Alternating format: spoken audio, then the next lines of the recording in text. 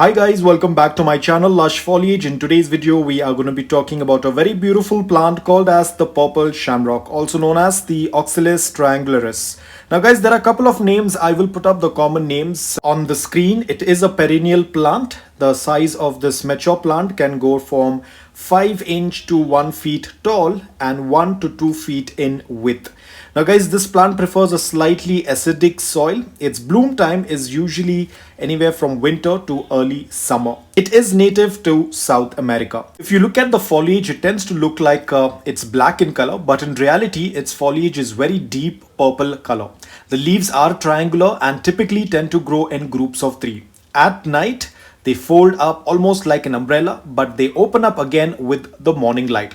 The plant bears tiny flowers that are white to pale pink or lavender color. So let's talk in detail about the care tips, starting off with light. This plant grows well in full sun to partial shade, meaning approximately 4 hours of morning direct sunlight would work out really well. If you're growing this plant outdoors and you live in a hot climate, ensure that you are giving this plant protection from hot afternoon sun. Please do not keep this plant in afternoon direct sunlight, otherwise the plant will not do quite well. If you are growing this plant indoor, ensure that you're keeping this plant near a window where it receives a good amount of bright light.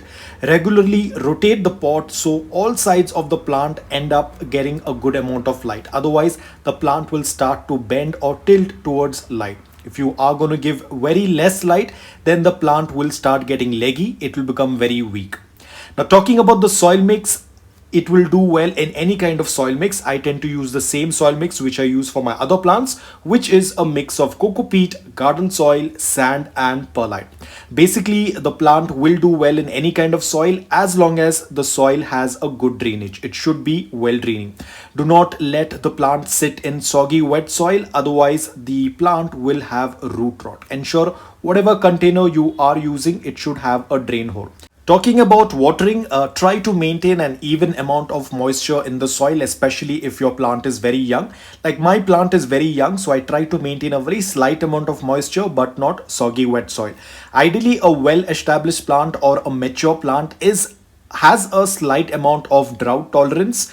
It is a forgiving plant. It will let you know that it needs water. It will start to bend downwards. The stem will start to bend downwards. That is a clear indication that your plant needs water. Now guys, please don't do this as a regular practice of letting your plant bend and then going and watering it.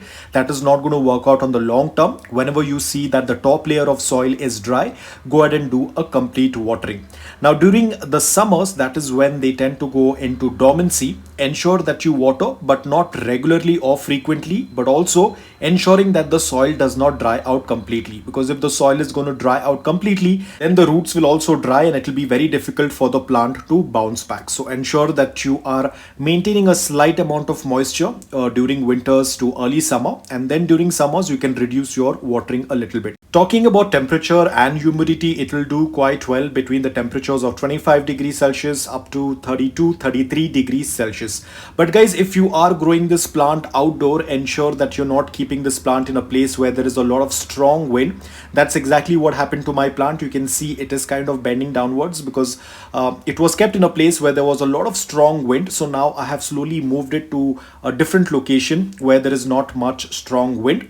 They can tolerate nighttime temperatures which are a little cold. It's absolutely okay. But if you're growing them indoor, ensure that you're not keeping them under the air conditioning vent or a heater, because that will damage the foliage of this plant. A moderate humidity level is ideal for this plant to grow, so you do not need to be worried.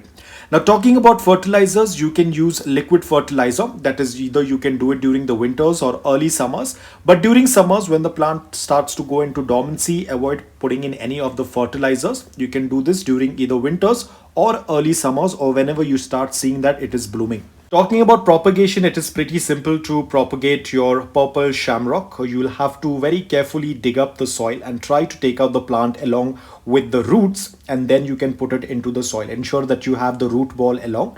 Also, you can grow this plant via seeds as well. Now guys, I have another variety as well, which is green in color. I'll show it to you in a while.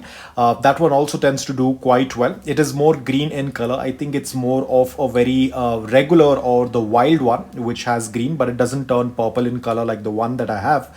So here is the green one. Now I'm not very sure what it is called or what's the name or if it has a very different ID, but it looks absolutely beautiful. I am waiting for it to grow a little bit more bigger and then I will try and put both of them in the same pot.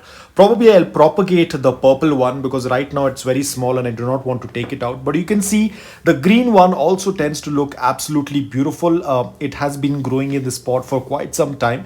But I haven't seen the flowers yet. I'm not very sure because it's already summers over here and probably it might not put out any flowers on the green one. But in case if there is a miracle and if it tends to show up any flower, I will definitely show it to you guys.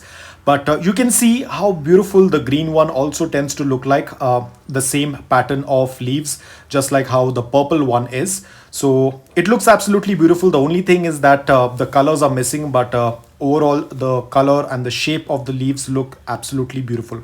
Now talking about pest attack, yes, these plants also get affected with pests. The common ones that you might happen to see are mealybugs, aphids and spider mites. So it's always better to turn the leaves and check. Aphids will usually show up when there are blooms or when there are buds coming up. That's when the aphids tend to attack. So what you can do is you can go with any organic solution that you have been using all this while. Another issue with this plant is it tends to get affected with powdery mildew, which is a fungal disease. So ensure that you are doing a routine check. In order to decrease the risk of it getting affected with any fungal diseases, ensure that you are keeping this plant in a place where it gets a good amount of sunlight as well as there is a good amount of air circulation. Place it in a place where it gets a good amount of airflow. Do not keep it very congested.